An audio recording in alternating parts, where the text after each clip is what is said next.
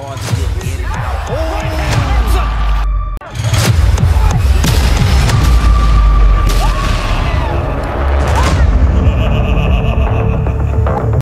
araw mga idol, Mayweather posibleng maging promoter ni Casimero.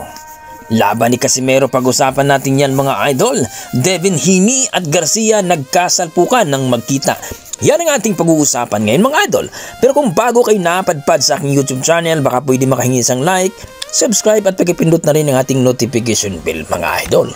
Well nga mga idol, noong nakarang araw po mga idol, itong si Devin Haney at Ryan Garcia ay alam naman natin na mayroon na pong bagong report na kung saan ay talaga naman maglalaban ang dalawa. Well mga idol, alam naman natin itong si Ryan Garcia ay malupit din sa trash talk. At dito nga mga idol, nagkita nga ang dalawa at nagkasalpukan pa ito mga idol. Nagtrash talkan at talagang nagkatulukan hanggang nagkasalpukan talaga. At dito mga idol, marami nagsasabi na talagang itong si Ryan Garcia ay malupit talaga pagdating sa trash talk.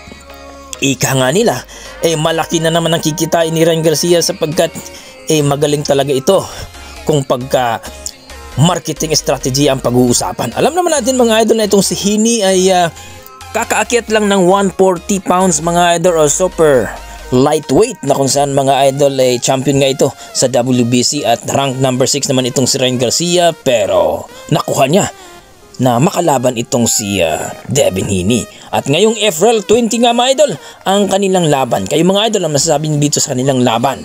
Mananalo kaya itong si Ryan Garcia over kay Devin Haney? Komento mo na sa baba mga idol para natin pag-usapan. Sa kabilang banda mga idol, laban ni Cuadras Casimero ay naabang-abangan talaga ng mga boxing fans. Ay talagang umaasa ito na magiging eliminator bout ng kanilang laban. Well mga idol, ayon nga kay Cuadras Casimero, umamin na ito na eliminator bout talaga ang kanilang laban.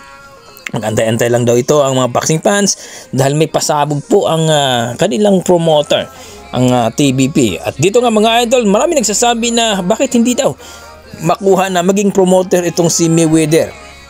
Kung baga, pareho ni Bob Arum daw mga idol na promoter siya ni Naoya Inoue sa bansang Amerika at promoter din itong si Ohashi sa bansang Japan mga idol. Kaya dito, itong si Ito ang promoter ni Cuadras Casimero sa bansang Japan at promoter din itong si Mayweather sa bansang Amerika para daw madaling ma-promote ang laban ni Casimero dito kay Naoya Inoue dito at sa bansang Amerika. Sa Las Vegas ang kanilang laban mga idol. Kumbaga mega fight po ito mga idol kung sakali po ay mabigyan po ng pagkakataon na makalaban itong si Casimero dito kay Naoya Inoue. Sapagkat maraming mga nagsasabi mga idol dito kay Mayweather daw malupit daw talaga ito mag-hype at talagang malupit daw ito magdala ng mga boxer. Kaya marami nagsasabi na maaari na itong si Mayweather ay maging promoter ni Cuadras Casimero sa bansang